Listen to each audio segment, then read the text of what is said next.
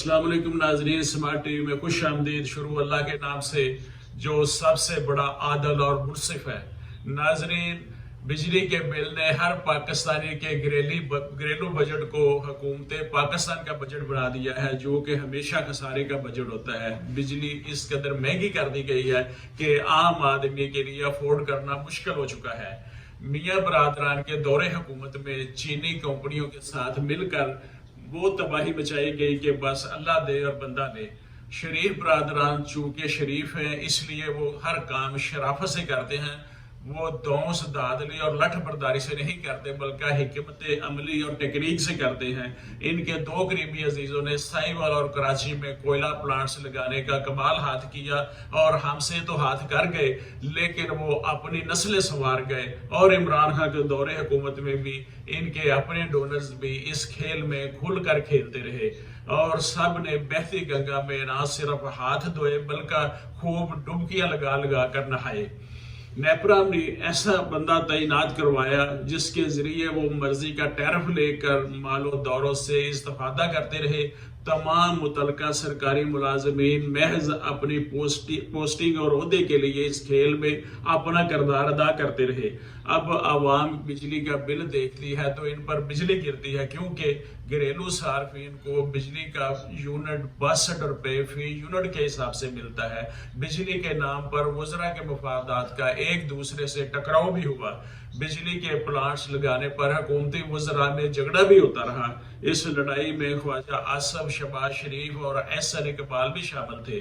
ख्वाजा आसफ को इल्म था कि शहबाज शरीफ और हमजा शहबाज इस खेल में क्यों शामिल होना चाहते हैं। उनका अपना पावर प्लांट भी उनके एक अजीज का था, वो एक लंबे चक्कर में थे, वरना शहबाज शरीफ पंजाब की वजारत आला का काम छोड़कर बिजली चलाने का क्यों अपने जिम्मे काम लेते। ख्वाजा आसफ ने बिलाखिर अपनी खामोशी तोड़ते हुए नंदीपुर पावर प्लांट के तकनीकी सवालात पर सवाल उठाए, जिस पर शहबाज शरीफ भड़क उठे। जिस पर नंदीपुर प्रोजेक्ट पर जो सवालात उठाए गए, इसका मतलब था कि शहबाज शरीफ ने चीनियों के साथ मिलकर महंगी तरीन डील डन की है। शहबाज शरीफ की कोशिश थी कि तमाम मलबा पीपल्स पार्टी की हुकूमत में डाला जाए, जिसने इस मनसूबा को ताखीर का शिकार बनाया, क्योंकि PPP के कुछ वज़रा भी इस मसला में आपस में लड़ते रहे थे और यूं ये फाइल दब कर रह गई थी। बात यहाँ तक बढ़ गई कि PPP के वज़रा के मामलात ये आसफ अली जरदारी के पास ले गए कि आप बाबर अवान को समझाएं, लेकिन सदर आसफ अली जरदारी की मुदाखलत के बावजूद बाबर अवान इसमें राजी होने पे तैयार ना हुए, क्योंकि चीफ जस्टिस इफ्तिखार मोहम्मद चौधरी बहुत ज्यादा एक्टिव थे। वो हर बात पर सुबह मोटिव एक्शन ले रहे थे। बाबर अवान को यह खदशा था कि अगर चौधरी इफ्तिखार को मामूली सी बिनक भी पड़ गई कि वजारत कानून ने नंदीपुर प्रोजेक्ट में होने वाली बेजादगियों को क्लियर कर दिया है तो इन्हें अदालत में बुला लिया जाएगा। बाबर अवान ने जब भुट्टो केस का ट्रायल दोबारा चलाने के लिए सुप्रीम कोर्ट में रजू किया तो इफ्तिखार मोहम्मद चौधरी ने कहा कि पहले बाबर अवान वजारत कानून से इस्तीफा दें, फिर यहाँ आकर अपने दलाइल दे सकते हैं। यूं बाबर अवान को ये कहा जा रहा था कि वो नंदीपुर प्रोजेक्ट की फाइल फौरन क्लियर करें ताकि चाइनीज इस पे काम शुरू कर सके।